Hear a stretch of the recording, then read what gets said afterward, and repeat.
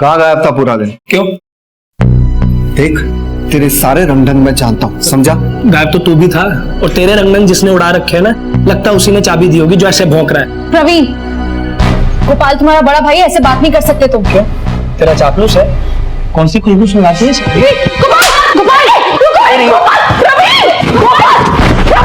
क्या कर रहे हो दोनों? माँ समझा इसे। अरे क्या तुम दोनों? जा देखो तो, क्या ये रोज? समझाओ इसे।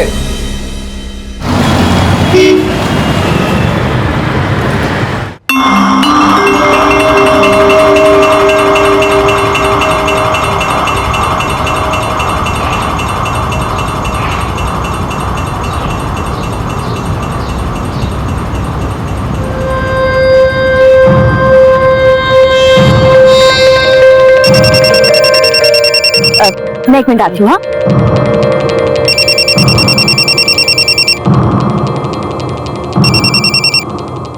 हेलो मैम, वीरा रावत बोल रही हैं? जी, आप कौन? मैडम, आपका कुरियर लेकर आया हूँ। कब से मैं बेल बजा रहा हूँ लेकिन कोई गेट नहीं खुल रहा है। ओ भैया, मुझे तो पहुंचने में आधा घंटा लग जाएगा। आप एक काम कीजिए, उसे ना दरवाजे पे छोड़ दीजिए। मैडम, आपके साइन के बिना छोड़ नहीं पाऊंगा। एक काम कीजिए, आप आइए, मैं आपका वेट करता हूँ। अच्छा ठीक है, मैं आती हूँ। भैया आप प्रीतम करो।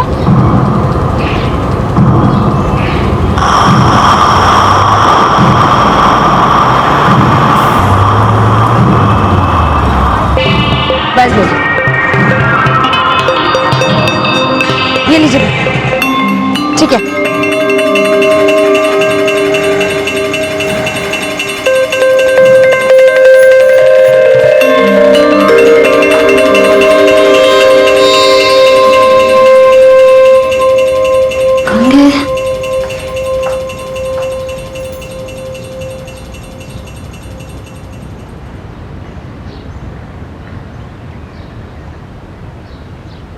कहाँ चले गए?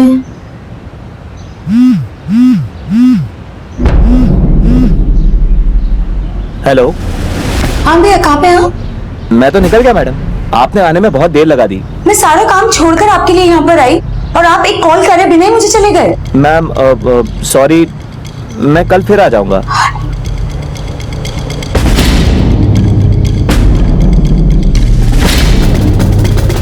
ऑटो, चलो भैया।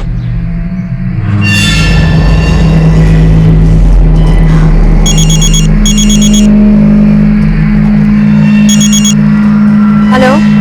कहाँ है मैडम? मैं आ गया हूँ। भैया पागल हो गए हो क्या?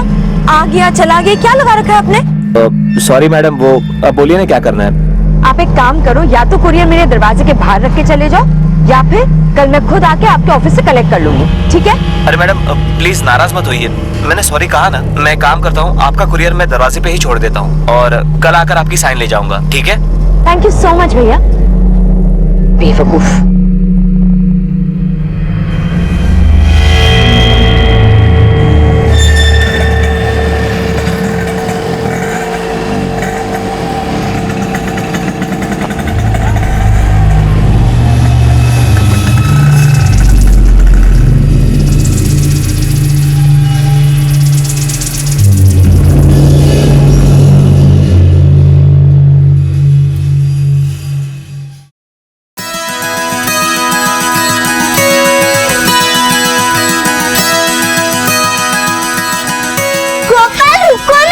वीरा आजा, पकड़ मुझे।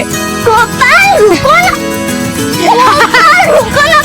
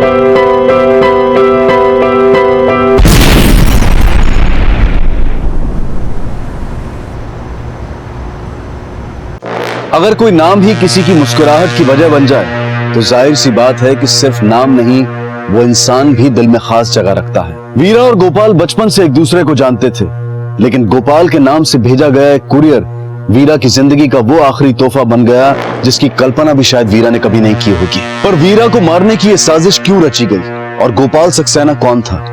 ये सवाल बहुत जल्द पुलिस इन्वेस्टिगेशन की दिशा तय करने वाले थे।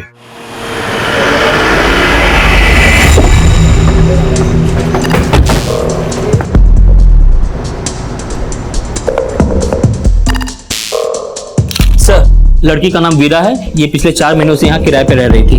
मकान मालिक? सर, हरिनगर में रहता है। मैंने उसे बुलवा लिया है।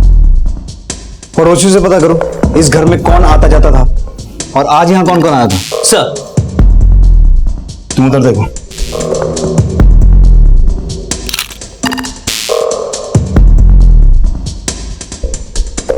मोबाइल इंटैक्ट है। वैसे भी मोबाइल ब्लास्ट होता तो इतना डैमेज नहीं होता। किसी ने पर्पसली यहाँ पे कोई एक्सप्लोजन रखा है। एक्सप्लोजन इतना बड़ा तो नहीं था, लेकिन किसी की जान लेने के लिए काफी था। और ये एक्सप्लोजन इस लड़की के बहुत नजदीक हुआ है। उसका आधा चेहरा ही उड़ गया। लेकिन किस एक्सप्लोजन का इस्तेमाल किया गया होगा?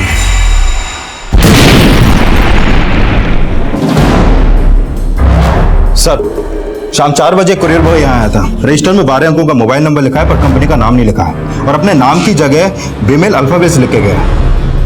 आंख बंद करके ड्यूटी करता है, देखता भी नहीं कोई क्या लिख रहा है। गलती हो गई साहब। चेहरा याद है? दिखता कैसा था? चश्मा और टोपी लगाए हुए था। टोपी तुझे पहना गया हो। सर, आस पड़ोस वालों ने भी उस कुरियर बॉय को नहीं देखा, पर एक लेडी ने बताया कि यहाँ घर के बाहर एक पार्सल रखा हुआ था। सर, बॉक्स के टुकड़ों पर एक्सप्लोजिव ट्रेसेस मिले। सर, ये इस घर के मालिक आकाश खुराना है। कुछ बता सकते हैं वीरा के बारे में? सर, वीरा बहुत अच्छी लड़की थी। 4 महीने में कभी किसी ने उसकी कोई शिकायत नहीं की। कहाँ की रहने वाली थी? करोल बाग के डॉक्यूमेंट दिए थे। इसका नेटिव एड्रेस दिल्ली का ही है, तो यहाँ किराए पे क्यों रहती थी? इस बारे में कभी पूछा नहीं। राकेश, इसकी फैमिली से कांटेक्ट करो। सर,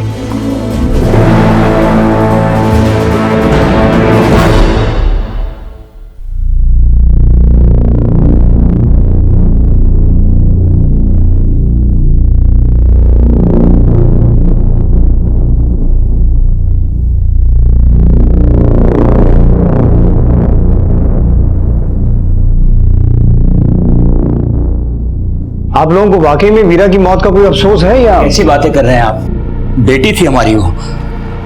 ये भी तो हो सकता है कि आप उसे पराया मानते हो, इसीलिए तो शायद एक ही शहर में रहते हुए आपके साथ ना रहकर अकेली रहती थी। सर, ऐसी बात नहीं है। वीरा खुद चाहती थी कि वो अपने दम पर सेटल हो। लेकिन हमने तो सुना है कि आप लोग कभी उसकी खोज खबर लेते ही नहीं थे। अब या तो आपकी परवरिश में कोई खोट था या फिर आप लोगों को उसका चाल चलन पसंद नहीं था।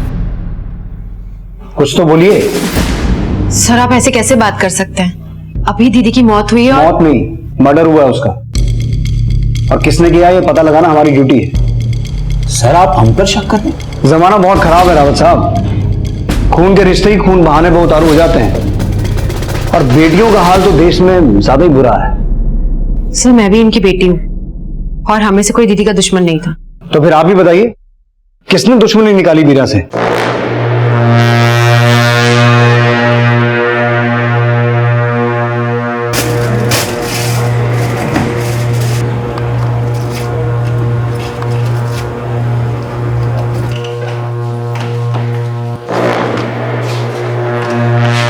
अपनों की मौत का सुनकर या तो अपनों का खून खौल जाता है या फिर जम जाता है, लेकिन इनकी रगों में कोई हलचल नहीं हुई।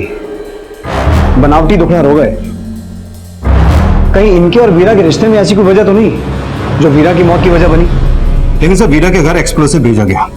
मर्डर करने का ये तरीका कुछ अजीब सा नहीं लगता सर? मर्डर करने का तरीका कितना भी अजीब क्यों ना हो, लेकिन उसकी कोई ना कोई वजह तो होगी। इनके पड़ोसियों से पता करो कि 4 महीने पहले ऐसा क्या हुआ था जो वीरा इनका घर छोड़कर अकेली रहने लगी। सर, क्या वीरा अचानक? आंटी, वो तो हमें भी कुछ समझ में नहीं आया।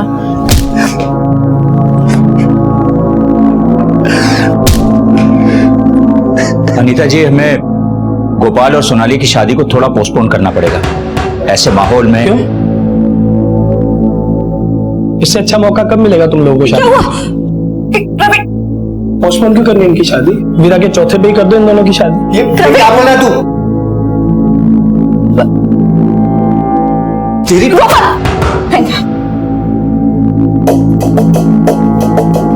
क्या वजह रही होगी वीरा की अपने पेरेंट्स से अलग होने की? वजह तो समझ में नहीं आई, लेकिन जब से वो गई तब से यहाँ पर उसे कभी देखा नहीं। वीरा को कभी खुश नहीं देखा सर। उसके घर वाले नौकरी की तरह पेश आते थे उससे।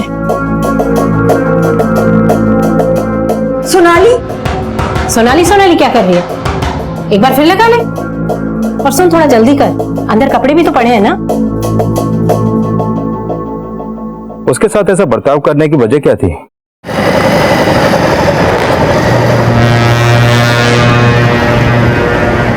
सर, 25 साल पहले संजय रावत ने वीरा को उसी अनाथ आश्रम से अडॉप्ट किया था जहां पर वीरा भी पढ़ा रही थी।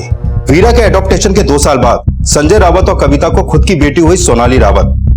सब पड़ोसियों का कहना है कि रावत फैमिली वीरा के साथ नौकरों जैसा व्यवहार करती थी। वीरा को इतना पराया कर दिया था कि वो लोग वीरा से पहले सोनाली की शादी कर रहे थे। तो फिर हो सकता है राकेश कि वीरा के मर्डर की वजह वीरा का अपने पेरेंट्स से जायदाद में हक मांगना रहा हो, क्योंकि वो बड़े ही वीरा को पराया मानते थे, पर कानूनी तौर पर तो वीरा उनकी बेटी ही थी ना। लेकिन सर, जहां तक वीरा के बारे में पता चला है उससे तो नहीं लगता कि वीरा को जायदाद का लालच रहा होगा। तो फिर वीरा के घर छोड़ने की वजह उसकी अपनी खुददारी थी, या फिर रावत परिवार के एहसानों तले वो कोई और भी जुल्म सह रही थी?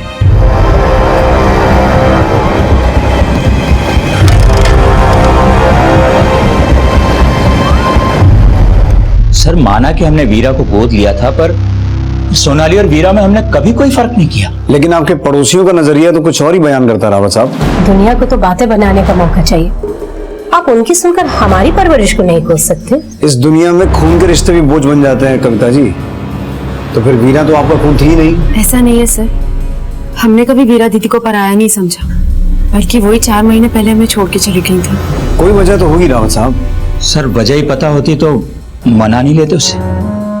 वीरा वो अनाथ लड़की थी जिसे माता पिता का नाम तो नसीब हुआ, लेकिन बदलते वक्त के साथ वीरा के सरनेम से जुड़ा रिश्ता सिर्फ कागजी दस्तावेज बनकर रह गया। जब रिश्तों में भावनाओं की गुंजाइश खत्म हो जाती है तब इंसान अपनों के बीच भी अकेला ही होता है।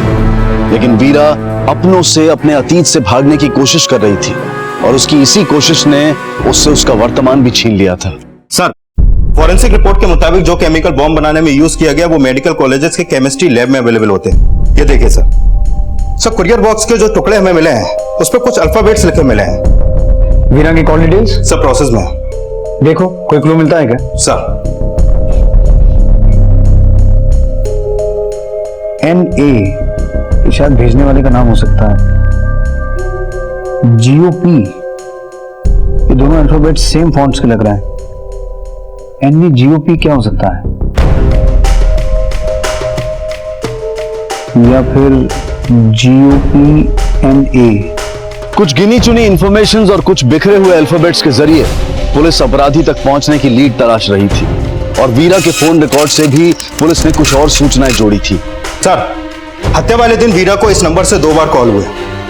पहला 3:10 को और दूसरा 3:50 को, और 3:40 को वीरा ने भी इस नंबर पर कॉल किया था। किसका नंबर है ये? सर, ये फेक आईडी देकर खरीदा गया नंबर है और हत्या वाले दिन से बंद है। सर, मैंने वीरा के पिछले 4 महीने के कॉल रिकॉर्ड चेक किए तो पता चला कि गोपाल सक्सेना के नंबर से उसको अक्सर कॉल होते थे।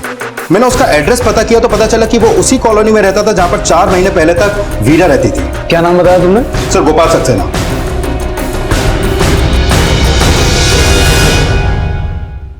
GOP NA,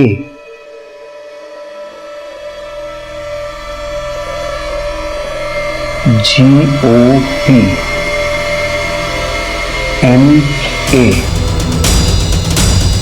गोपाल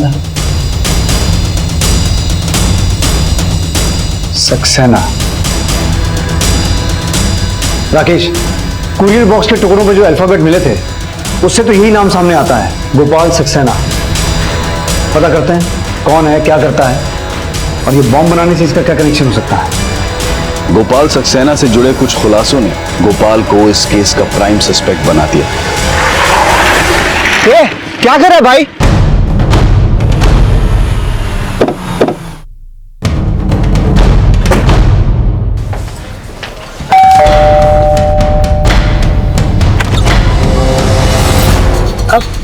गोपाल सक्सेना को बुलाइए। जी वो तो घर पे नहीं है, लेकिन आप पूरे घर की तलाशी लो।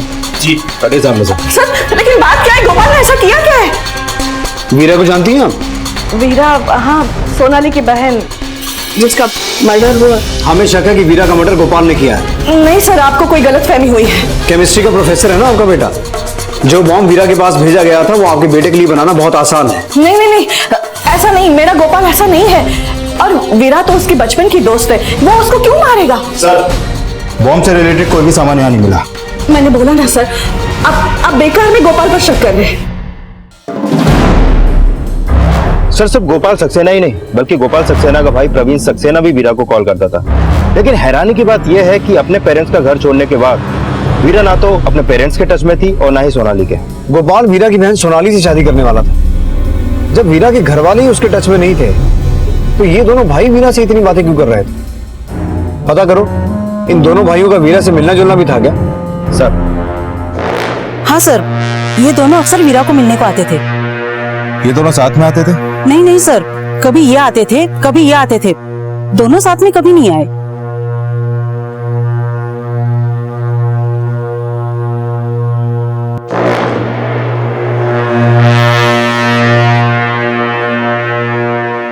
साहब, इन दोनों को यहाँ तो कई बार देखा पर इन दोनों को एक साथ कभी नहीं देखा साहब। अच्छा, उस दिन जो कुरियर लेके आया था इनमें से कौन था? याद नहीं साहब, अच्छे से देख नहीं पाया था। वीरा के अतीत से जो दो नाम सामने आए थे उनसे वीरा का करीबी रिश्ता था। गोपाल और प्रवीण वीरा को बचपन से जानते थे, लेकिन वीरा की अपने माता पिता और छोटी बहन सोनाली से कोई बातचीत नहीं थी। लेकिन वीरा, सोनाली, गोपाल और प्रवीण के रिश्तों में ऐसी कई वजहें थी जिनका खुलासा होना अभी बाकी था। और प्रवीण और गोपाल की मां इस बात से हैरान थी कि पुलिस उसके दोनों बेटों को वीरा मर्डर केस में सस्पेक्ट मान रही थी। हाँ सर, दोनों भाई बचपन से वीरा को जानते थे, वो दोनों वीरा से मिलते थे। उसका मतलब ये तो नहीं हुआ ना कि उन्होंने ही वीरा को मारा है? मारा नहीं तो दोनों अचानक गायब क्यों हो गए? और दोनों ने फोन क्यों बंद कर रखा है? मैं खुद परेशान, मुझे नहीं पता। सर, अभी भी इंफॉर्मेशन आई है कि प्रवीण का फोन गुरुग्राम में बंद हुआ था और गोपाल के फोन की लास्ट लोकेशन धोला कुआं की थी। इन दोनों एरियाज में अपनी टीम्स भेजो और उन्हें कहो पूरा एरिया छान मारे। सर,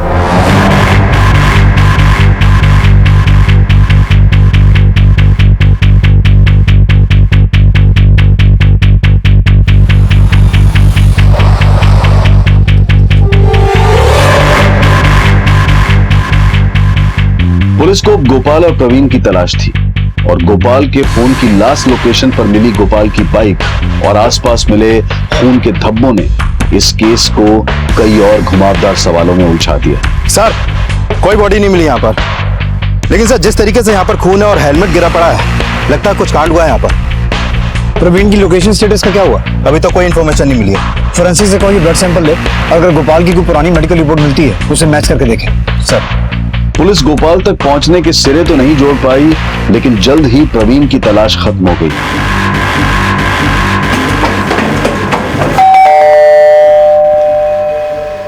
कौन? प्रवीण,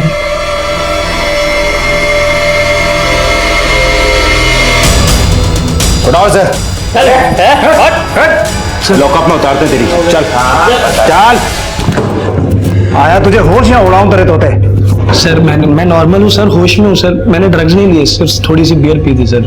ये चोट कैसे लगी? क्या कांड किया? मैंने कुछ नहीं किया सर, ये थोड़ा सा सर नशे में गिर गया था। उतारूं तेरा नशा? फोन क्यों बंद करके बैठा था? सर फोन की बैटरी चली गई थी सर। वीरा के घर क्यों जाता था तू? तेरा अफेयर था उससे?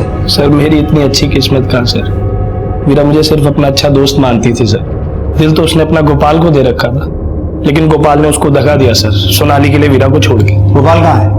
सर मुझे नहीं पता सर गोपाल कहाँ है? सर मैं कसम से बोल रहा हूँ, मुझे नहीं पता गोपाल कहाँ है। वीरा को किसने मारा? तूने? सर मैंने वीरा को नहीं मारा सर, और गोपाल में भी इतना बूता नहीं है कि वो उसको मार सके। वीरा के घर वाले ही सर उसके दुश्मन थे। वीरा के घर वालों का बस चलता तो कब का उसे मार देते सर। क्यों? उस प्रवीण की बात कर रहे हैं हम? उस पर तो मोहल्ले वाले भी यकीन नहीं करते, खुद उसकी मां यकीन नहीं करती सर, और आप उस पर भरोसा करके मुझ पे शक कर रहे हैं? सर एक नंबर का झूठा है, अय्याश है वो। रावत साहब, वो तो आपको अय्याश बता रहा है। नहीं बताया? नहीं बताएगा सर। मुझे मत मारो सर, अगर मारना है तो उस कमीने उसके बाप को मारो जो उसे मोलेस्ट करता था सर। वीरा का बाप उसे मोलेस्ट करता था? जी सर। ये बात तुझे किसने बताई? वीरा ने? नहीं सर, मैंने अपनी आंखों से वो हकीकत देखी थी सर। वीरा, वीरा तू ठीक है ना? ठीक है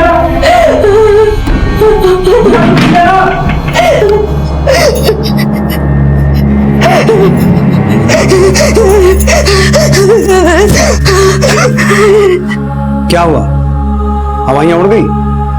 उसकी इतनी मजाल कि वो मुझ पर ऐसे वाहियात और झूठे इल्जाम लगा रहा है। उसके इल्जाम सच्चे हैं या झूठे ही तो वीरा ही बता सकती थी, लेकिन वीरा तो इस दुनिया में है नहीं। इसलिए आप भी बताइए संजय साहब, वीरा के घर छोड़ के जाने की असली वजह यही थी?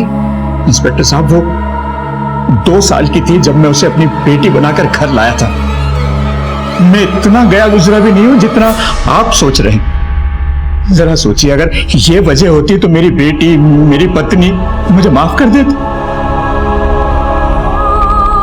सर खोट खुद प्रवीण में है, वो बिना वजह हम पर आरोप लगा रहा है। वो आप पे आरोप क्यों लगाएगा?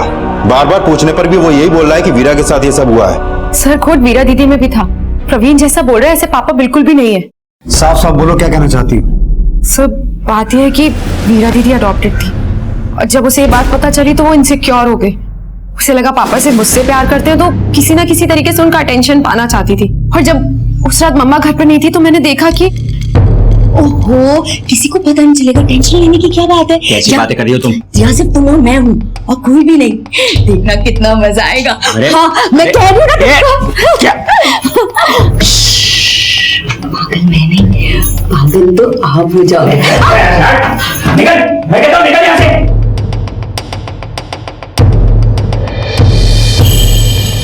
सर मुझे नहीं पता प्रवीण उस रात का क्या मतलब निकाल रहा है, पर इतना जरूर जानती हूँ कि वीरा ने उसे जरूर झूठी कहानियां बना के सुनाई हैं। प्रवीण भी कोई दूध का धुला नहीं है, वो भी हमसे अपना बदला ही ले रहा है। किस बात का बदला? सर प्रवीण मुझसे शादी करना चाहता था, पर मेरी गोपाल से सगाई हो चुकी है और मैं गोपाल से शादी करना चाहती हूँ। वो तरह तरह के तरीके ढूंढता था हमारी शादी तोड़वाने के। गोपाल और वीरा के बीच में रिश्ता कैसा था? ये गोपाल वीरा से? सर गोपाल वीरा का सिर्फ दोस्त है। गोपाल मुझसे प्यार करते हैं। लेकिन गोपाल तो वीरा से सगाई के बाद भी मिलता था। सर क्योंकि वीरा दीदी उसे बुलाती थी और गोपाल उन्हें सिर्फ दोस्त मानता है, उससे ज्यादा कुछ नहीं। मेरी और गोपाल की शादी होने वाली है। लेकिन गोपाल अपने घर पे भी नहीं है, उसका मोबाइल भी स्विच ऑफ है। गोपाल है कहाँ? मुझे भी नहीं पता, इस बात की तो फिक्र मुझे भी हो रही है कि प्रवीण ने उसे भी नुकसान ना पहुंचाया हो। क्या कर रहा है भाई?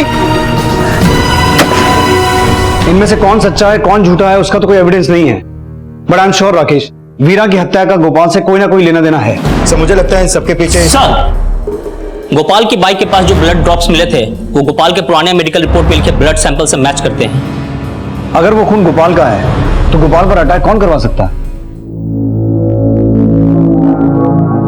गोपाल कहाँ है? गोपाल कहाँ है? मुझे क्या पता, जब मैं गया था तब यही तो था। और ये रावत जी पर क्या आरोप लगाए तूने? तो बोलेगा कुछ?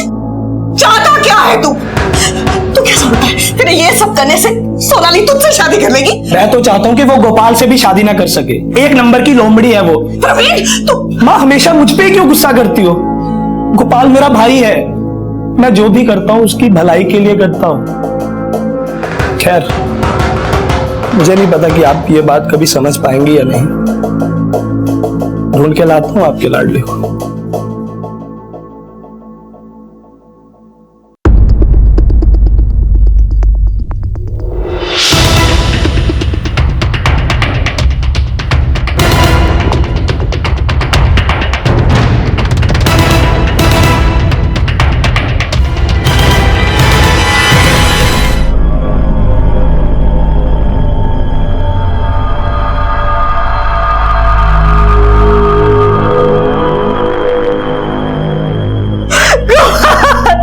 अब तक पुलिस गोपाल को वीरा मर्डर केस का प्राइम सस्पेक्ट मान रही थी, लेकिन गोपाल की हत्या ने पुलिस की थ्योरी बदल दी। गोपाल का मर्डर इस तरह इशारा करता है कि गोपाल के नाम का सिर्फ इस्तेमाल किया गया वीरा तक वो कुरियर पहुंचाने के लिए। शायद जिस इंसान ने वीरा को मारा उसी ने गोपाल को मारा, क्योंकि गोपाल का वीरा को मारने का कोई मोटिव नजर नहीं आ रहा। सर प्रवीण का भी वीरा से मिलना जुलना था, हो सकता है उसने खुद पे शक को दूर करने के लिए वीरा के घर वालों पे एलिगेशन लगाया। नहीं राकेश, प्रवीण का भी वीरा को मारने का कोई मोटिव नजर नहीं आ रहा। और अगर मान लें कि प्रवीण के एलिगेशन सही हैं, तो वीरा के घर वालों का वीरा को मारने का मोटिव और स्ट्रांग हो जाता है। वीरा और गोपाल, इनसे जुड़े जितने भी लोग हैं, उनकी हर एक डिटेल निकालो। Call records, mail box, social networking profile, लेन देन, सब कुछ अच्छे से खंगालो। सर,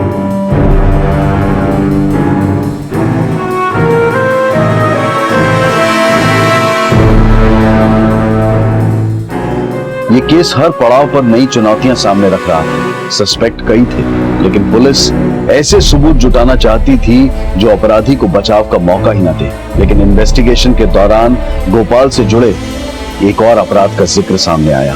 सर, पिछले 6 महीने तक गोपाल गुड़गांव के एक जेनेट इंस्टीट्यूट में केमिस्ट्री टीचर था। करीब 10 महीने पहले गुड़गांव में उसके ऊपर एक जानलेवा हमला हुआ।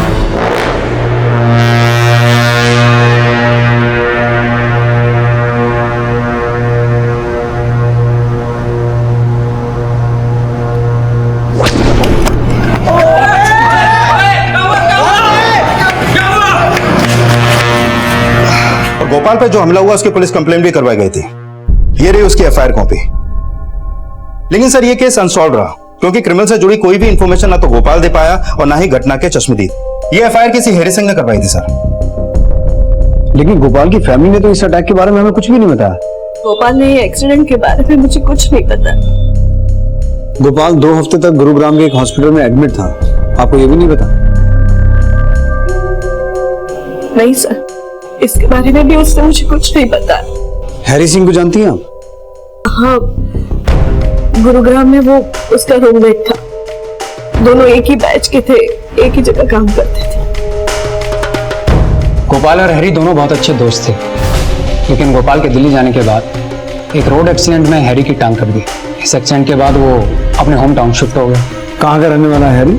अलवर। एड्रेस तो होगा आपके पास? जी, 1 मिनट।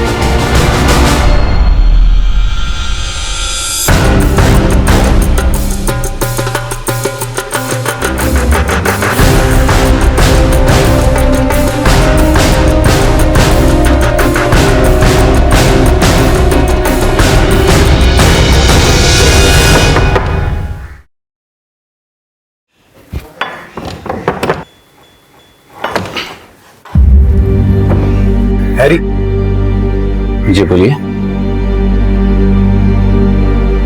सर, गोपाल मेरा दोस्त ही नहीं, मेरा टीचर भी था।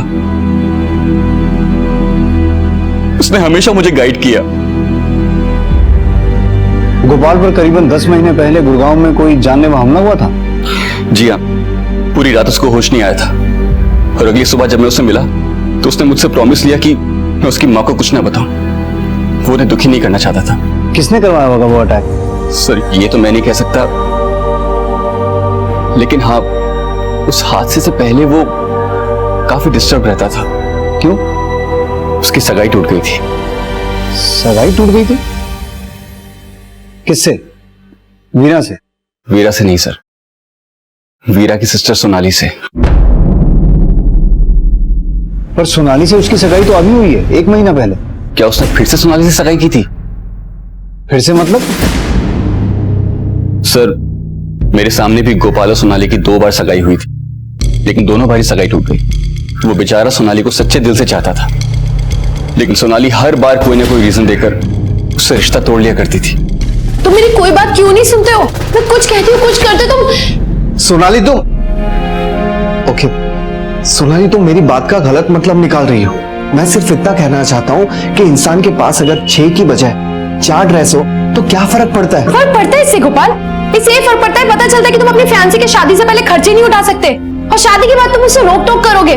प्लीज मुझसे बात मत करो। सोनाली, तुम मुझे गलत सोनाली, लिसन। उसके बाद सोनाली ने गोपाल से रिश्ता तोड़ दिया, लेकिन कुछ ही महीनों के बाद उन्होंने फिर से सगाई कर ली।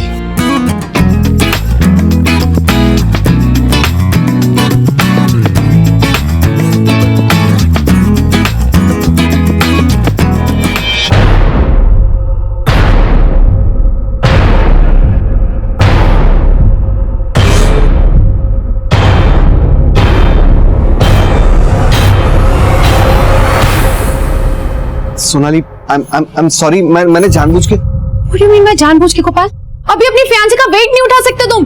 शादी के बाद अपनी बीवी की प्रॉब्लम्स कैसे हैंडल करोगे? तुमसे कुछ नहीं होगा। सोनाली मेरी बात सुनो। कोई बात नहीं सुनी गोपाल। सोनाली मेरा पैर फिसल गया था सोनाली। सर इतनी छोटी सी बात पर सोनाली ने फिर से गोपाल से रिश्ता तोड़ दिया, और मैं तो हैरान हूं जानकर कि गोपाल ने तीसरी बार सोनाली से सगाई क्यों की।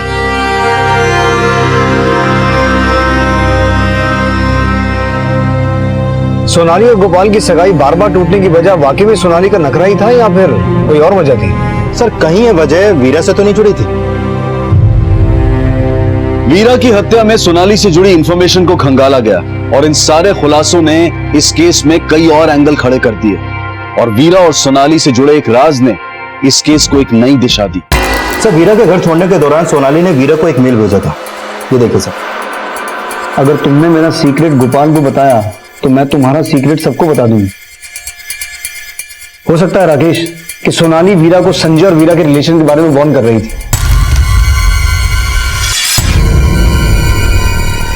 पर सोनाली का ऐसा कौन सा सीक्रेट था जो वीरा जानती थी? कहीं ये सीक्रेट ही तो वीरा की मौत का कारण नहीं बना? सर सोनाली के कॉल रिकॉर्ड चेक किए तो एक नंबर सामने आया जिसकी सोनाली से अक्सर बात होती थी, और गोपाल के मर्डर के बाद से तो इन दोनों के बीच काफी बातें हो रही हैं। किसका नंबर है? सर मैंने कुछ नहीं किया सर। मैंने किसी को नहीं मारा सर। रोहित बेटा तूने गोपाल को 10 महीने पहले भी जान से मारने की कोशिश की थी, तो गोपाल और सोनाली की पहली बार सगाई हुई थी।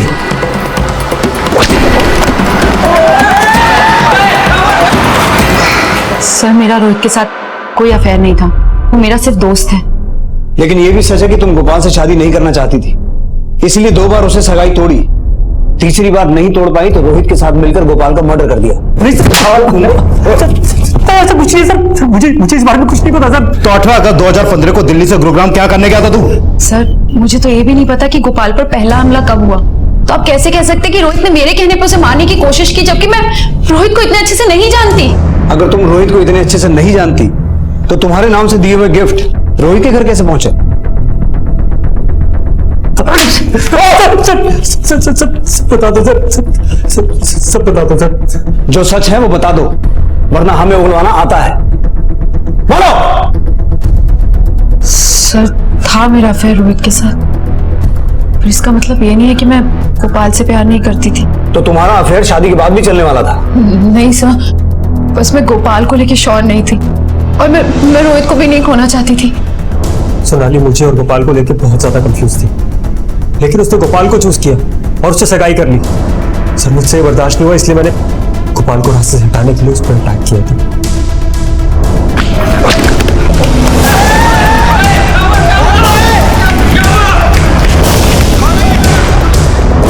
सोनाली ने 2 बार गोपाल से सगाई तोड़ने के बाद भी तीसरी बार भी उसे चूज किया, इसलिए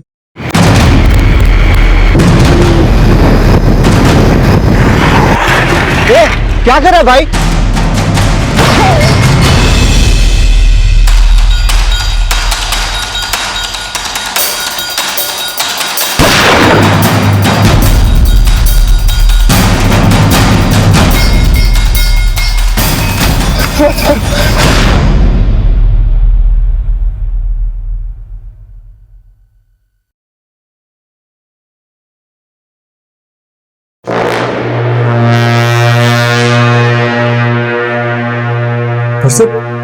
सोनाली ने कभी मुझे गोपाल का मर्डर करने के लिए नहीं कहा।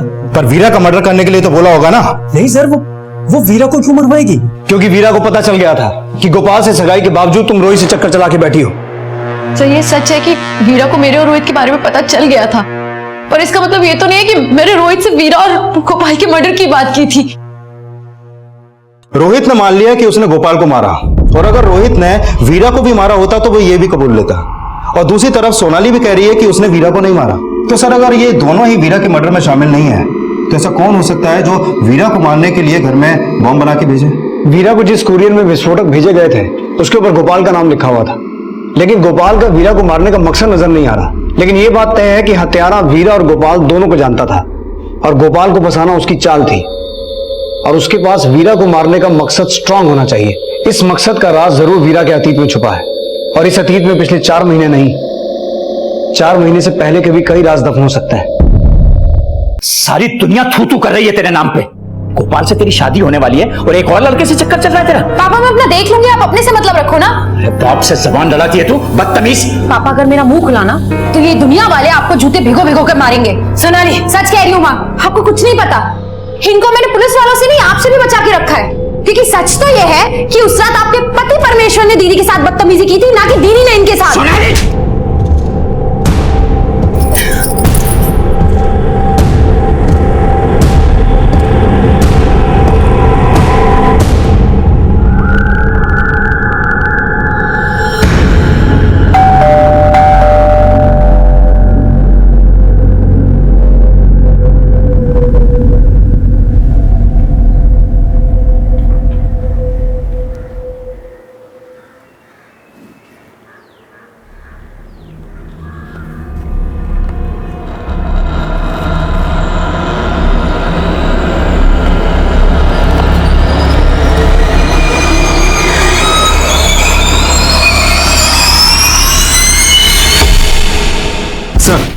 वीरा का एक पुराना नंबर था जिस पे हैरी सिंह अक्सर कॉल करता था, और 4 महीने पहले तक वीरा का एक पुराना ईमेल आईडी भी था।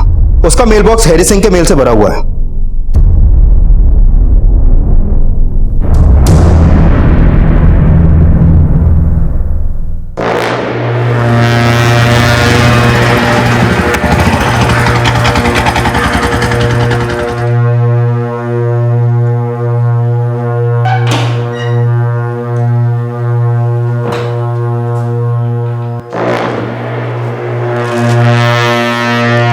क्यों हरी बाबू, बॉम्ब घर में ही बना लेते हो?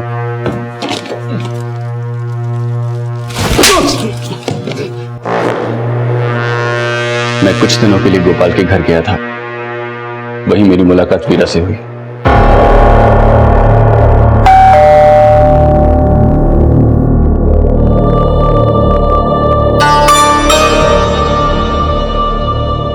वीरा को देखते ही मुझे उससे प्यार हो गया था। धीरे धीरे हमारे बीच में बातचीत शुरू हुई और फिर दोस्ती हो गई, और एक दिन मैंने उसे प्रपोज कर दिया। लिसन वीरा, मैं तुमसे कुछ कहना चाहता हूँ। हाँ बोलो। I love you.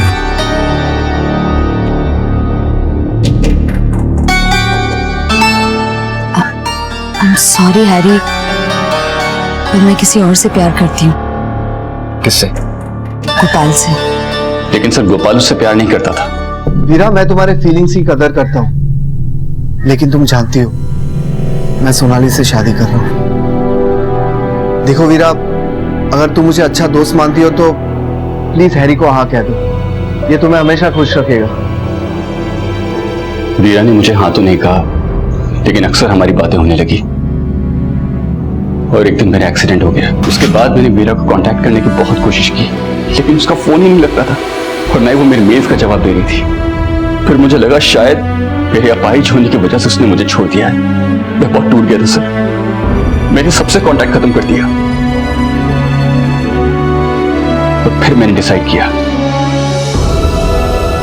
कि अगर उसे मेरे इमोशंस की ही कदर नहीं है तो उसे सजा मिलेगी।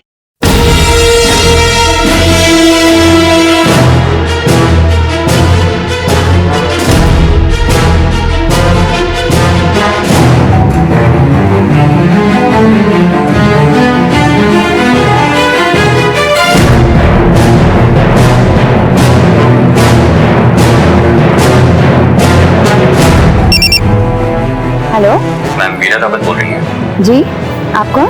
मैडम, आपका कोरियर लेकर आया।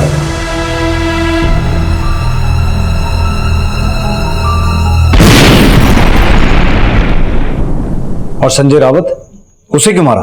क्योंकि वीरा की मौत के बाद मुझे पता चला कि उसका बाप संजय रावत उसे मोलेस्ट करता था, जिसकी वजह से परेशान होकर उसने अपने सारे कॉन्टैक्ट्स खत्म कर लिए थे। और शायद यही कारण रहा होगा कि उसने मुझसे भी कांटेक्ट खत्म कर दिया। अब मैं अपनी गलती तो नहीं सुधार सकता था, तो वीरा की आत्मा को शांति देने के लिए मैंने उसके बाप को ही मार दिया।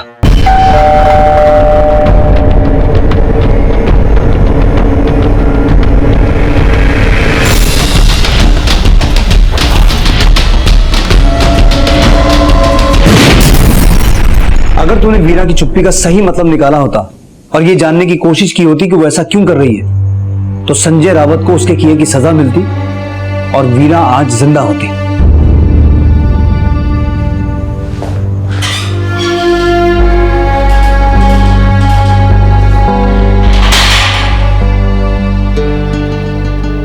कई बार झूठ हम पर इतना हावी हो जाता है कि सच की अहमियत ही खत्म हो जाती है, लेकिन जब आंखों से झूठ की पट्टी खुलती है तो कभी कभी हमारा पछतावा भी श्राप बन जाता है। गोपाल रुको ना, वीरा आजा पकड़ मुझे। गोपाल रुको ना, रुको ना प्लीज गोपाल।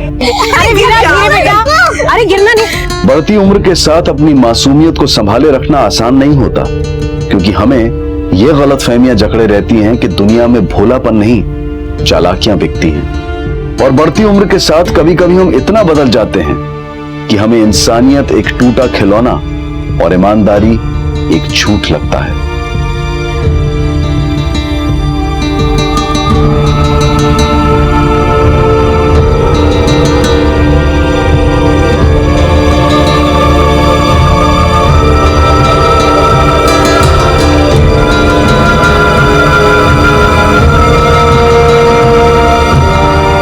वीरा ने जो मासूम सपने देखे थे उन पर ग्रहण लगाने वाला खुद वो बाप था जिसकी उंगलियों को वीरा ने अपने भविष्य की डोर समझकर थामा था। वीरा को हर रिश्ता मिला, लेकिन उसकी उम्मीदों को उड़ान नहीं मिली।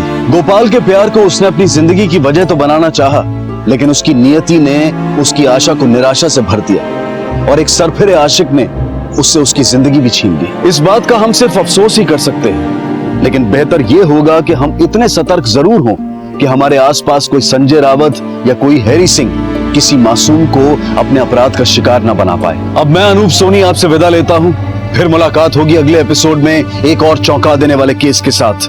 तब तक अपना और अपने परिवार का ख्याल रखें और देखते रहें क्राइम पेट्रोल डायल 100। सबक एक को, सीख हम सबको। जय हिंद। नवीन लग्न झालंय का? 4 महिने पूर्ण झाले. खूप छान. काय नाव आहे? हमारे में इनका नाम नहीं लेते.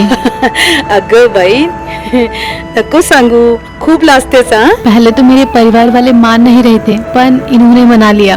अभी मैं इन्हीं के ही घर जा रही हूँ पहली बार. बरं आहे. किसी भी जुर्म की कहानी की शुरुआत जुर्म होने के साथ या उसके बाद होती है। उन वजहों को जानने की कोशिश करें जो आम आदमी को अपने मन में जागे हुए जुर्म के ख्याल को अमली जामा पहनाने की ताकत देती हैं, उसे मुजरिम बना देती हैं। हाँ ठीक है, मैं भी चलूंगा आपके साथ. हाँ चलो आप. नंदू काका, नंदू काका, नंदू काका. अरे काय झालं वरडायला? उमेश भाऊ, नीलेश भाऊ. क्या हुआ उनको? तुम्ही लवकर चला दादा. चल चलो जल्दी. चलो बाबा चल जल्दी.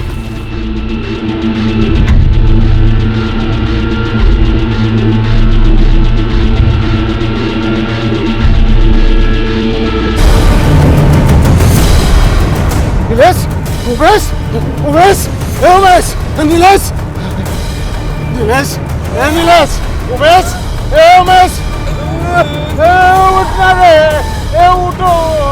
अरे उठाओ इनको उठाओ.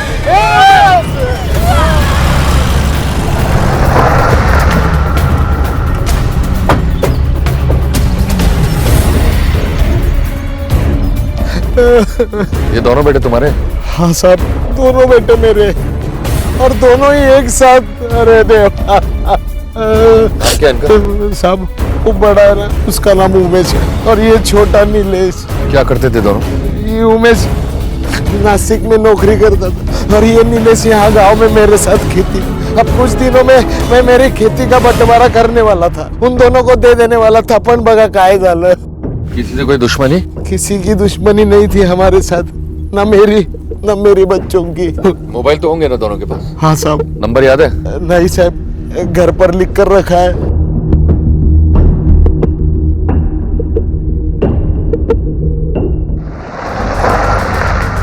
घर में नंदन और उसके इन दोनों के अलावा बड़े वाले की बहू नीता भी साथ में रहती साहब. बाप बेटों की उनके साथ बनती नहीं थी, आपस में लड़ते रहते थे. इसीलिए तो पिछले 1 साल से उमेश नासिक में पड़ा हुआ था. नंदन की घरवाली भी उन्हीं के साथ रहती है. सक्कू भाई, वो नंदन की भी, उसका होना ना होना एक ही बात है. मामूली सा बुखार था, आज तक उठ नहीं पाई।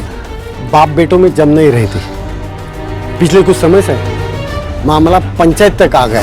सरपंच जी, खेती और जमीन तो बढ़ाने के लिए होती है ना, और मेरे पास ऐसी कितनी जमीन है, अगर वही बेच दूं तो मेरे लिए इस गांव में बचेगा क्या? मतलब हम नहीं बचेंगे तो चलेगा, लेकिन खेती चाहिए इनको। खेती काय छाती वरती बांधून घेऊन जाणार काय तुम्ही? आता बोला। 2 साल हो गए, बारिश हुई नहीं, पण शेतातनं तरी काय येतं आता आपल्याला? मेरी बात सुन ले, ये बेटे लोग जो बोलते हैं ना वो करो।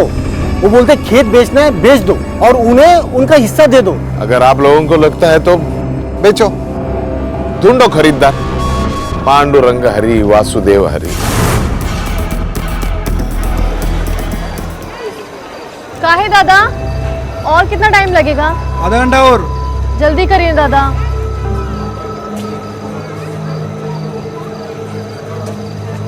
बहुत जल्दी है तुझे जाने की? हाँ, अरे बस।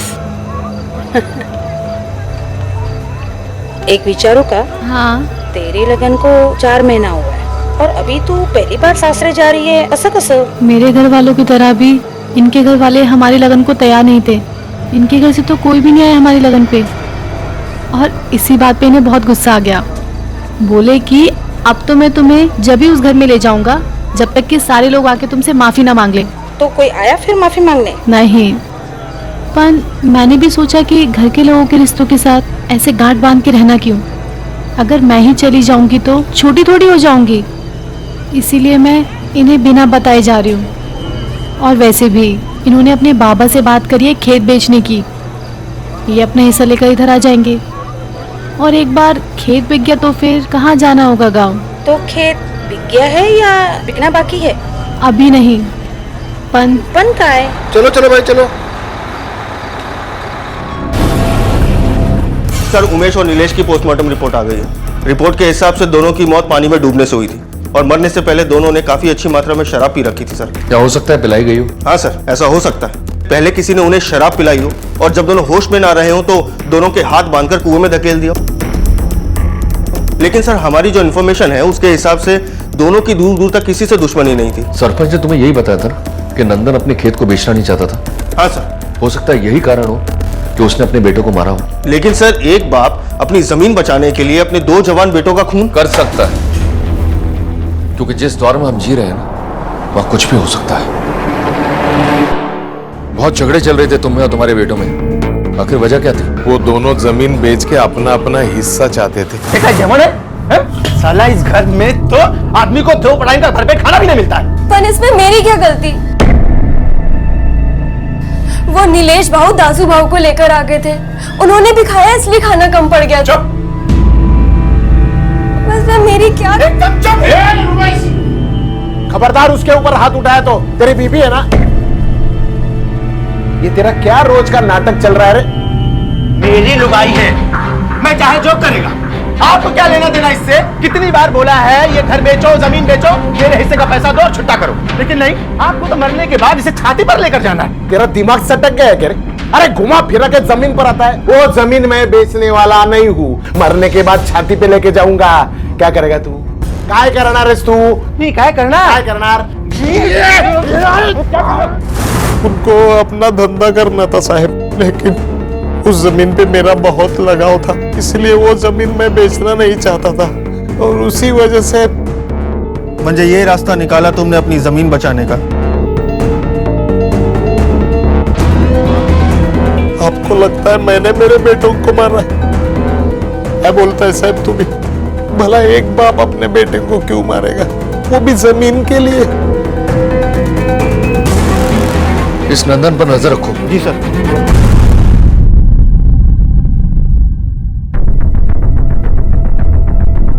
ये कौन है? सक्कू भाई, नंदन की बीवी। ऐसे ही पड़ी है 7 सालों से बिस्तर पर। इसका ख्याल कौन रखता है? खुद नंदन सर।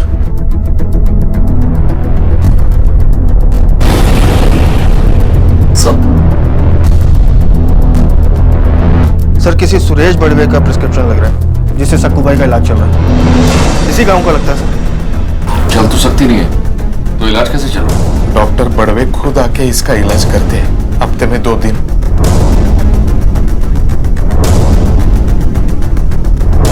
कितने बच्चे हैं आपके?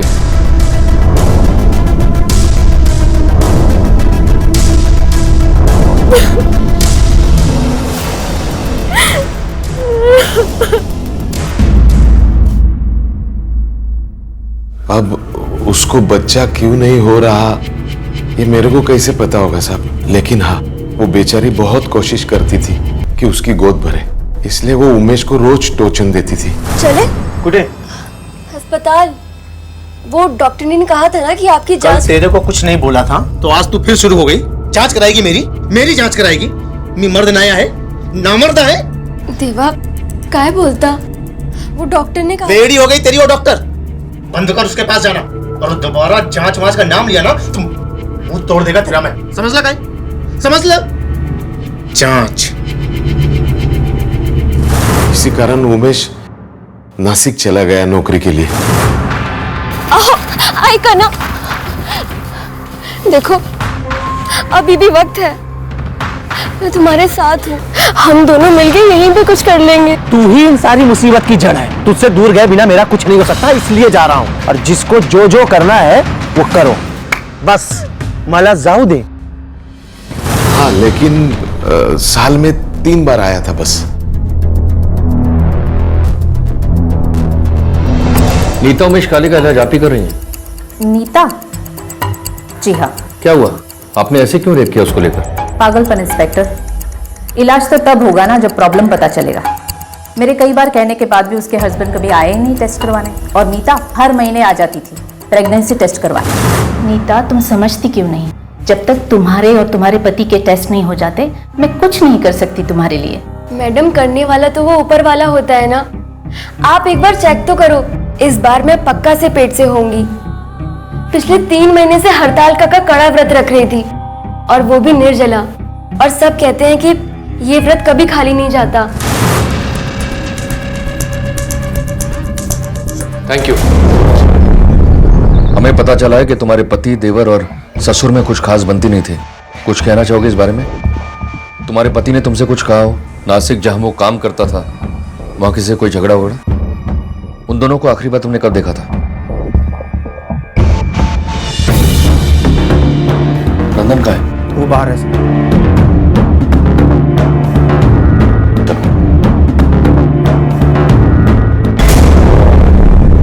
उमेश साल में सिर्फ 2 या 3 बार गांव आया था, जबकि नीता हर महीने अपना प्रेगनेंसी टेस्ट कराने जाती थी। कहीं ऐसा तो नहीं कि बच्चे के खातिर उसने किसी से रिश्ता बनाया हो और ये बात उमेश और नीलिश को पता चल गई हो, और इसलिए उसने अपने आशिक के साथ मिलकर उनका खून करवा दिया। सर अगर नीता ने घर से बाहर पाँव निकाला होता तो इस बात की गांव में हवा जरूर होती। बहुत छोटा सा गांव है सर, ऐसी बातें गांव में कहाँ चुपती हैं। ऐसा भी हो सकता है कि बाहर से कोई अंदर आया हो। एक काम करो कुलकर्णी, नीता के घर में पिछले 1 साल में कौन रेगुलर आता जाता था उसके बारे में पता करो। Yes sir. आपसे बात करनी थी डॉक्टर साहब।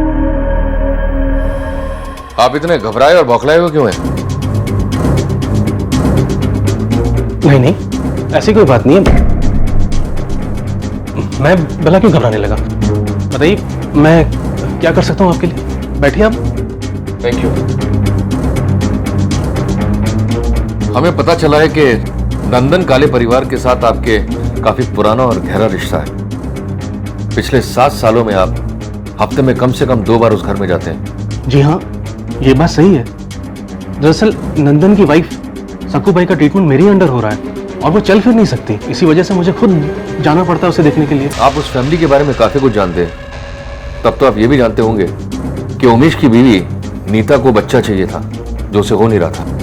जी हाँ, जानता हूँ मैं ये बात। हमें शक है कि नीता के पति के अलावा कोई और भी है जो उसकी चाहत पूरी करने के लिए उसकी मदद कर रहा है। तो आप बताइए डॉक्टर साहब, जवाब दीजिए। आपका उस घर में बड़ा रेगुलर आना जाना था, कहीं वो आप ही तो नहीं? ये आप क्या कह रहे हैं इंस्पेक्टर साहब? देखिए मेरी आपसे रिक्वेस्ट है कि आप मुझे इस मामले से दूर रखिए। मैं एक डॉक्टर हूं और ये एक छोटा सा गांव है, और अगर ये बात यहां फैल गई तो आप ये सोच भी नहीं सकते कि मेरी प्रैक्टिस पर इसका क्या असर पड़ेगा। डॉक्टर साहब, ये मामला कोई छोटा मामला नहीं है, दोहरे कत्ल का मामला है। देखिए इंस्पेक्टर साहब, मेरा ना तो उस नीता से कोई रिश्ता है, ना मैंने उन दोनों भाइयों को मारा है, बल्कि परसों रात एक कॉम्प्लिकेटेड केस आ जाने की वजह से मैं अपने घर भी नहीं जा पाया हूं। आपको मेरी बात पे यकीन नहीं है तो आप मेरे स्टाफ से पूछताछ करके देख लीजिए। वो तो हम करेंगे ही, आपको बताने की जरूरत नहीं है। चलो। सर आपको क्या लगता है ये डॉक्टर सच बोल रहे हैं? पता नहीं, लेकिन कुछ तो है जो छुपा रहा है, उस पर नजर रखो। सर हेलो, हाँ माने बोला। अच्छा ठीक। सर नासिक पुलिस का कहना है कि उमेश ने एक कंप्लेंट फाइल की थी। उसका कहना है कि उसके ऊपर किसी ने जानलेवा हमला किया था। हेलो, पुलिस आई थी, अभी गए हैं वो लोग। आने वाले 10 दिन तक कुछ भी नहीं। फोन भी मत करना मुझे, कोई कांटेक्ट नहीं।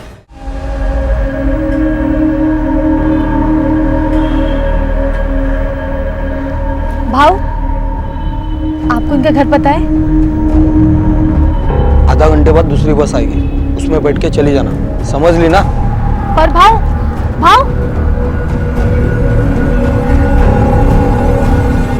सर दासू गोड़के करके एक आदमी है, जमीनों की दलाली करता है। नीलेश के साथ उसकी काफी अच्छी यारी है। जमीन को लेके उसी से बात चल रही है। काफी आना जाना था उनके घर पर। दासू गोड़के, कोई ऑफिस है उसका? हाँ सर। यहाँ तो ताला लगा है। एक काम करो, वहां जाकर पता करो।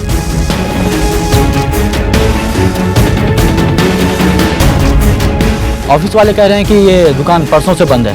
फोन नंबर और घर का पता ले लिया है। गुड, चलो चलो। उमेश और नितेश जमीन बेचना चाहते थे और नंदन उसे बचाना। और अगर ऐसा नहीं था और इस जुर्म की वजह नीता थी, तब भी दासू से उसकी करीबी उसके काम आ सकती थी। लेकिन एक सच ये भी था कि जहां नंदन और नीता पुलिस के सामने मौजूद थे, वहां सिर्फ दासू ही था जो फरार था। दासू, तू गांव छोड़कर क्यों भागा? भागा? मी कुठे पळालो साहेब? मैं तो अपनी ससुराल गया था। वहां मेरी बीवी है, उसे बच्चा होने वाला था। कल सुबह फोन आया कि उसके पेट में दर्द हो रहा है, तो मैं तुरंत दुकान बंद करके बस पकड़ के निकल गया साहब। वहां जाने के बाद वहां के पुलिस ने कहा कि आप मुझे ढूंढ रहे हैं, तो मैं तुरंत यहाँ भाग के आया। कल रात को ही मुझे लड़की हुई साहब। आप चाहे तो पता कर सकते हैं। ठीक है, पर एक बात बता, नीता के साथ तेरा क्या चक्कर चल रहा है? उसके घर में तेरा बहुत आना जाना है, वो भी उसके पति के गैरहाजिरी में। ये आप क्या बोल रहे हैं साहब? मैं तो बकरी की तरह मैं क्या कर रहा है? हाँ? उमेश की पत्नी नीता हर महीने डॉक्टर के पास जाती है, ये पता करने के लिए कि वो मां बनने वाली है या नहीं। घर से वो बाहर निकलती नहीं, और तेरा उस घर में बहुत आना जाना है, और कुछ ज्यादा ही है। क्या समझे हम लोग इसका मतलब? है नीता के साथ चक्कर है ना तेरा? हाँ? घर आता जाता है तू उसके, और ये चक्कर उमेश को पता चल गया, इसलिए तूने उसको मार दिया, साथ में अपने दोस्त नीलेश को भी। क्या किया तूने उसके साथ? अकेले मारा या नीता भी साथ में थी तेरे? मैंने मारो नीलेश और उमेश को। मेरा रिश्ता था नीता के साथ। ये आप क्या बोल रहे हैं साहब? खाली एक दिन हुआ है साहब मुझे बच्ची होके। उसकी कसम खा के बोलता हूँ साहब, ये सब झूठ है। नीता मेरी बहन की तरह थी साहब। हर भाई बीच के दिन वो मुझे राखी बांधती थी। कोई अपने बहन के साथ रिश्ता बनाता है क्या साहब? और अपने बहन के आदमी को कोई मारता है क्या साहब? मुझे तो यहाँ के पता चला कि उमेश और नीलेश नहीं रहे।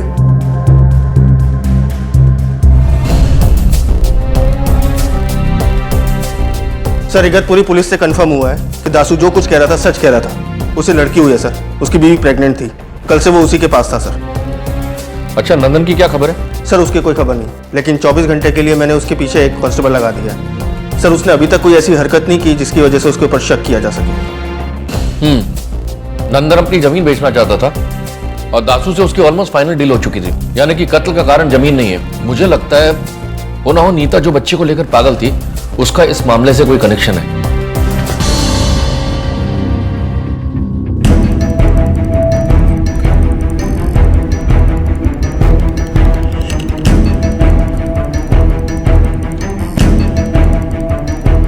उमेश पर नासिक में हमला हुआ, हो सकता है कि उसके कत्ल के तार नासिक में जुड़े हों। लेकिन सर उमेश के साथ नीलेश का भी कत्ल हुआ, जो कि कभी नासिक गया ही नहीं। हाँ, ये एक बहुत इंपॉर्टेंट पॉइंट है। एक काम करो, नासिक पुलिस को कांटेक्ट करो और पूरे मामले की जानकारी लो। हो सकता है कि दोनों मामले एक दूसरे से जुड़े हों। सर,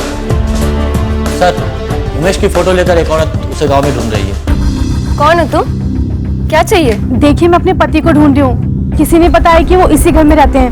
ये देखिए, ये फोटो, ये मेरे पति हैं। आप इन्हें बुला दोगी?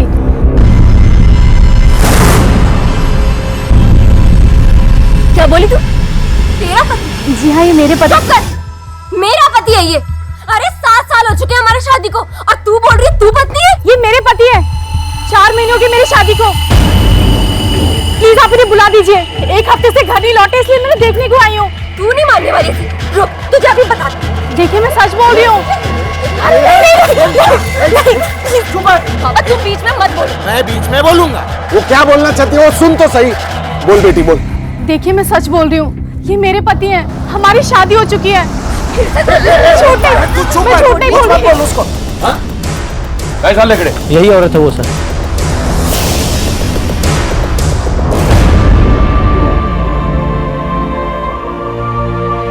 मार डाला किसने और क्यों?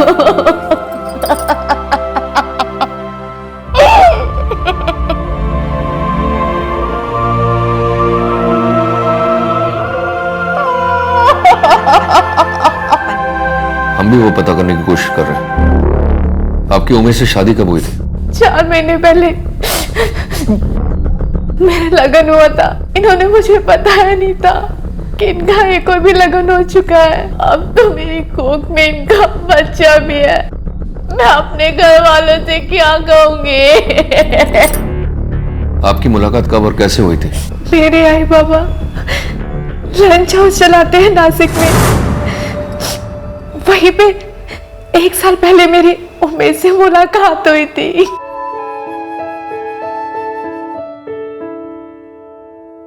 आराम से। क्या हुआ? तबीयत तो ठीक है ना तेरी? हाँ, मेरी तबीयत ठीक है। तो फिर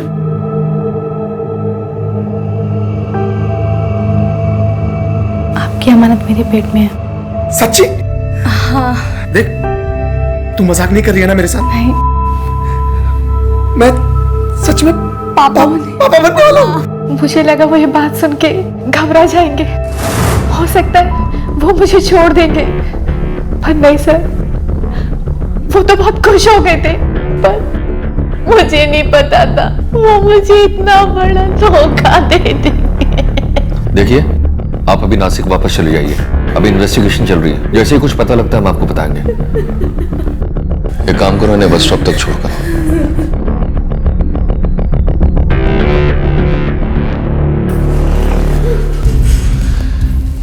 कुलकर्णी सर, इस सारिका के पीछे कांस्टेबल लगा दो। हो सकता है कि पूरे कांड के पीछे इसका हाथ हो। Okay sir.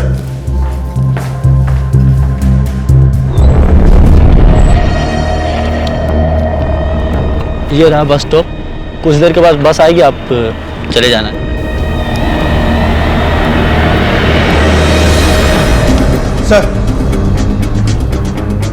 सर कंफर्म हो गया कि डॉक्टर बड़वे का इन हत्याओं से कोई लेना देना नहीं है, लेकिन वो जो दवाइयां अपने मरीजों को देता है वो सबकी सब नकली है। इसका मतलब सक्कूबाई की जो हालत है वो इन्हीं दवाइयों का असर है। डॉक्टर को उठाकर लेकर आओ। Okay sir. बोल। Sir please, sir please. नहीं बोलेगा? Please sir, please sir. 1 minute. Sir please sir. अब तू बोलेगा या फिर बुलवाऊं? मैं बताता हूँ सर, मैं आपको सब कुछ बताता हूँ। देखिए, ये बात सच है कि मैं दवाइयों में मिलावट करता था, क्योंकि उससे एक अच्छा खासा मुनाफा हो जाता है। इसकी और कोई वजह नहीं थी। सक्कूबाई को लेकर मेरी किसी तरह की कोई प्लानिंग नहीं चल रही थी। उसके दोनों लड़कों के कत्ल में मेरा कोई हाथ नहीं सर। आप मेरी बात का यकीन कीजिए, बिलीव मी सर। अब तू सड़ यहाँ और चला अपना क्लिनिक यहाँ से ही। Sir please please please please sir, माफ कर दीजिए सर। सर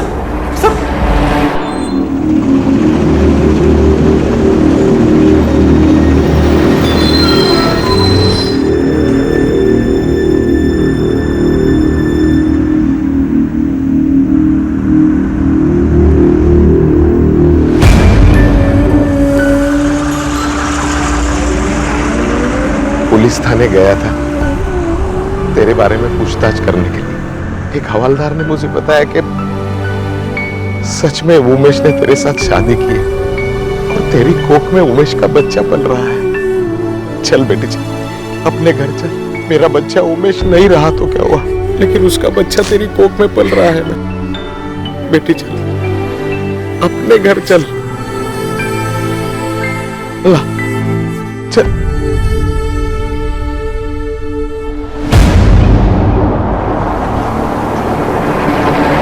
आप इसे यहाँ पर ले आए। मैं बता रही हूँ आपको, अगर ये यहाँ से नहीं गई ना तो मैं ये मात्र घर है, मैं तय करूंगा यहाँ पे कौन रहेगा और कौन नहीं रहेगा, समझे? जा अंदर, आ जा।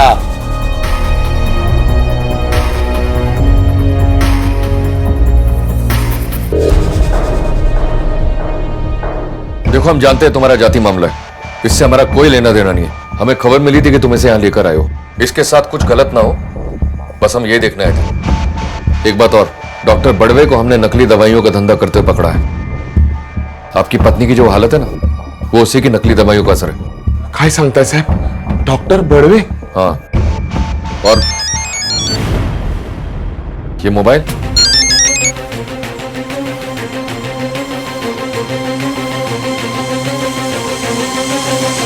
नीता के पास भी मोबाइल था, क्यों नहीं बताया? नीता की आई और कुछ रिश्तेदार आए थे, शायद उनमें से किसी ने दिया होगा।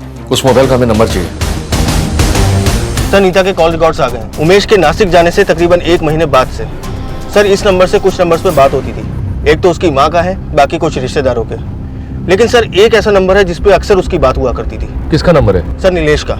लेकिन उसका नंबर और कॉल डिटेल्स तो हमने चेक किए थे ना। जी सर, लेकिन ये उसका दूसरा नंबर है सर, जिसपे वो सिर्फ नीता से बात किया करता था, जिसके बारे में किसी को नहीं पता। कमाल है, देवर और भाभी एक घर में रहने के बावजूद फोन पर बात किया करते थे, क्यों? सर, मुझे लगता है नीलेश ही वो इंसान है जिसे हम ढूंढ रहे थे। नीता के साथ जिसका संबंध था, शायद वो नीलेश ही हो। और एक ही घर में एक ही छत के नीचे रहने के बावजूद नंदन को उनके रिश्ते के बारे में पता ना हो, ऐसा हो नहीं सकता। दोनों को उठाकर लेकर आओ। Okay sir.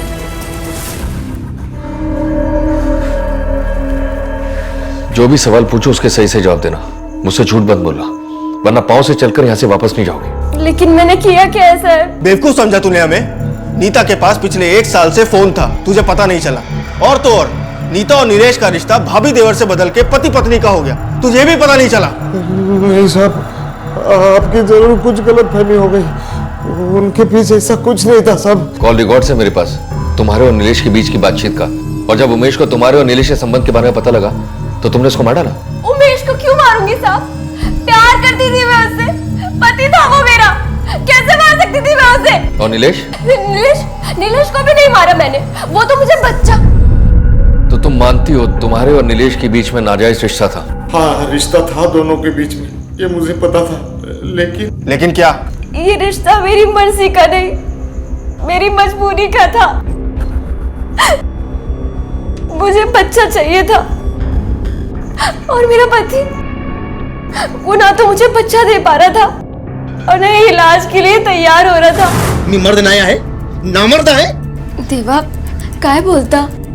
वो डॉक्टर ने कहा। बेड़ी हो गई तेरी वो डॉक्टर, बंद कर उसके पास जाना, और दोबारा जांच वांच का नाम लिया ना तुम मुंह तोड़ देगा तेरा मैं। उल्टा मुझे छोड़कर नासिक चला गया। क्या करती मैं? अपनी पूरी जिंदगी कैसे काटती मैं? इसलिए मजबूरी में आकर मुझे नीलेश के साथ ये सब। चुप रहना पड़ा साहब। गांव में किसी से बात करता, अगर गांव में किसी को पता चलता तो गांव में मेरी इज्जत और खानदान का नाम चला जाता साहब, इसलिए। लेकिन मैंने किसी का खून नहीं किया साहब, मेरा विश्वास कीजिए। जिस दिन ये सब हुआ उस दिन मैं घर पर ही थी, आप चाहे तो बाबा से पूछ लो, मैंने नहीं किया किसी का खून। नीता बोलेगी साहब आपको, उस दिन मैं घर पर ही था, कहाँ बाहर नहीं गया साहब। तुम्ही मला सांगा साहेब, मी माझ्या पोरांना का मारीन?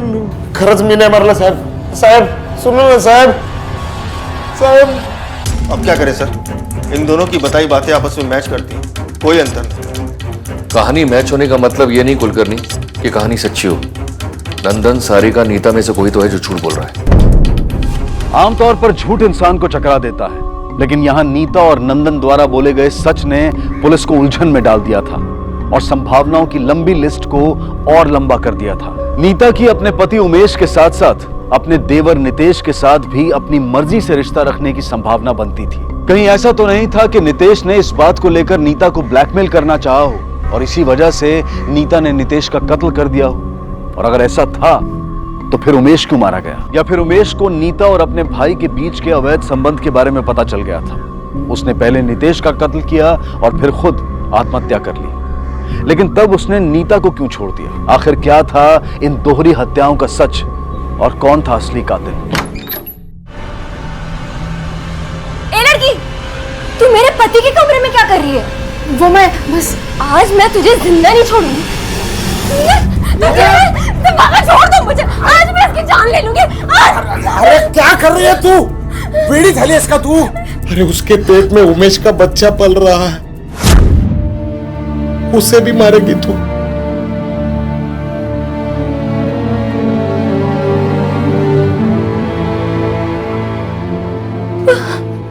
खोटा बोलते बाबा। नहीं, ऐसा नहीं हो सकता, ऐसा नहीं हो सकता, ऐसा नहीं हो सकता।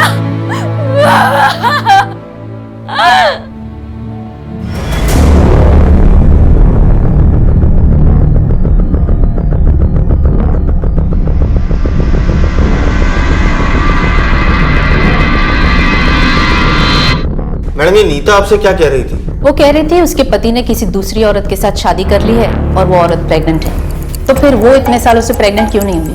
मैंने इससे कहा, इससे मतलब एक ही निकलता है कि कमी उसके पति में नहीं बल्कि उसमें है। इनफैक्ट मैंने उससे कहा भी था कि एटलीस्ट वो टेस्ट करवा ले, लेकिन वो तो जिद पर अड़ी थी कि जो भी टेस्ट करवाई अपने पति के साथ ही करवाई।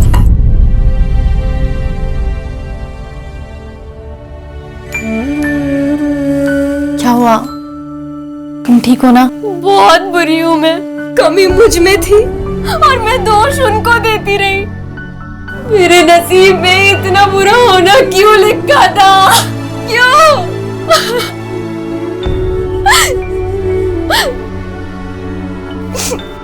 इनका बच्चा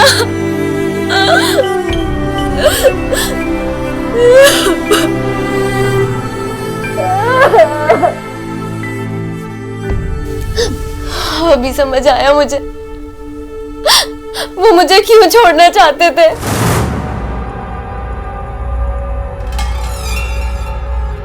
काय झाला? पूरे 4 महीने बाद लौटे आप, क्या हुआ? तुझा माझाशी काही संबंध नाहीये, मुझे तोड़नी है शादी, अलग होना है, समझ लो?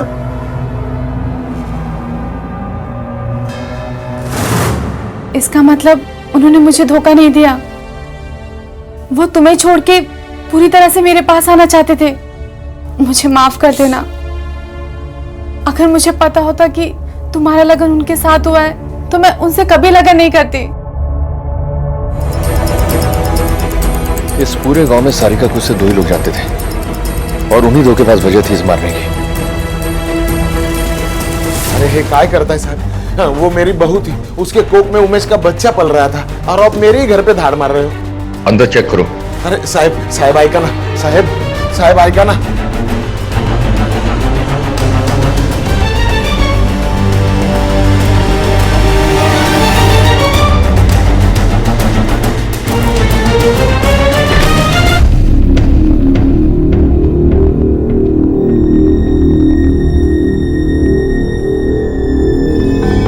कुछ कहना है आपको?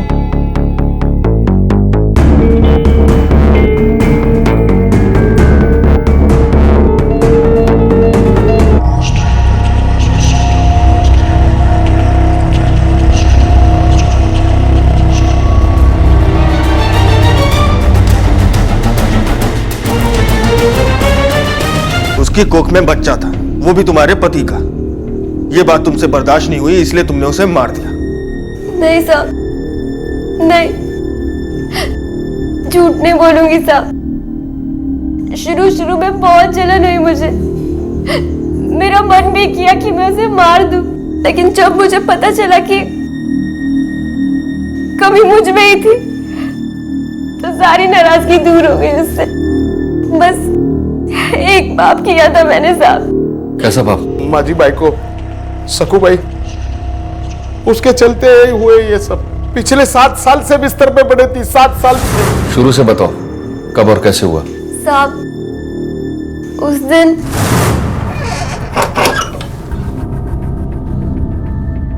बाबा। अरे नहीं, रहने दो रहने दो। मैं तो तेरे हालचाल पूछने के लिए आया था। तू डॉक्टर के पास गई थी ना, क्या बोली वो? बाबा वो इस बार भी कुछ नहीं हुआ।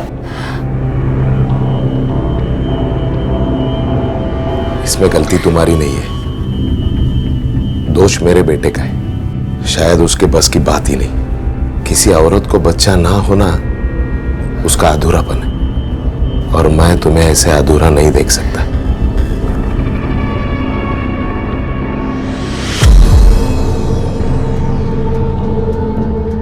अब मैं तुम्हें दिखाता हूं।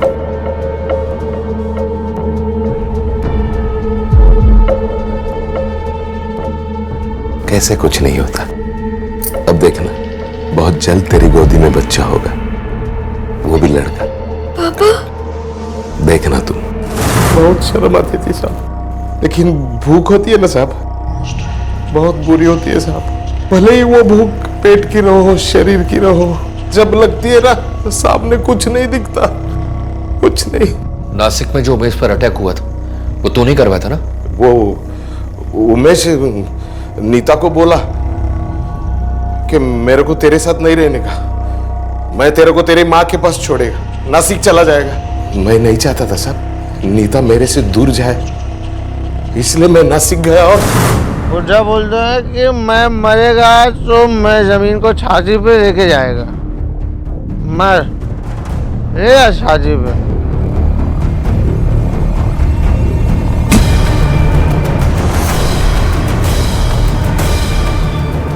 लेकिन वो बच गया, और वो दूसरी बार नहीं बच पाया, क्योंकि दूसरी बार तूने उमेश के साथ साथ नीलेश को भी मार डाला, और अपने बेटे को मारने का पाप वो किस मजबूरी में किया? नीता को बच्चा देने की उम्मीद लगाए मैंने उससे रिश्ता जोड़ा था। फिर कुछ महीने गए, कुछ भी नहीं हुआ। फिर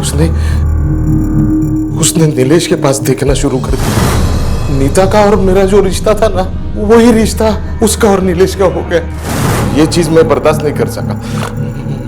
फिर मैं नीलेश का कुछ इलाज कर सकता हूं क्या, ये सोचने लगा। लेकिन उतने में उमेश ने जमीन बेचने की जिद पकड़ ली सर। मेरे दोनों बेटे ने मेरा सुख छीन लिया, इसलिए मैंने उनकी जिंदगी छीन ली सर। नीलेश, उमेश, आराम से होने दो। एकदम आपका हिस्सा आपको दिया, आपका हिस्सा आपको दिया, पर मेरे को जमीन बेचने मांग रहा बस। अरे वो जमीन की बात छोड़, ये हिस्सा मेरा है, वो मैं पीऊंगा। अरे नीलेश, अरे दूध पीतो क्या तू? दारू पीतो ना दारू? खत्म कर। बग तुम में आता। कर। दादा थोड़ा आराम कर, आराम करे, आराम।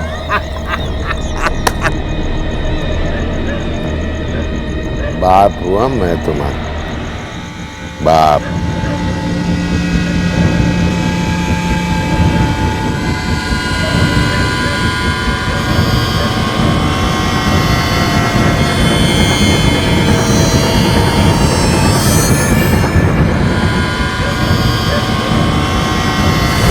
सारिका को क्यों मारा था? उसको मालूम था मेरा और नीता का रिश्ता, उसने हम दोनों को एक साथ देख लिया था, इसलिए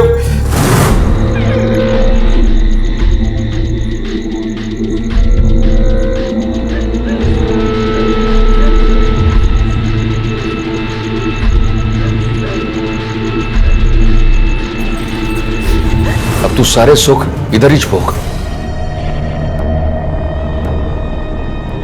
अपनी चाहत का चुनाव और उसे पूरा करने का तरीका हमारी जिंदगी बना भी सकता है और बिगाड़ भी सकता है। नीता की चाहत गलत नहीं थी, वो सिर्फ मां बनना चाहती थी, जो कि हर औरत का सपना होता है। और दूसरी तरफ नंदन की चाहतें और जरूरतें भी नाजायज नहीं थी। दोनों की हालत और हालात मुश्किल थे, लेकिन चुनाव का रास्ता दोनों के सामने खुला था।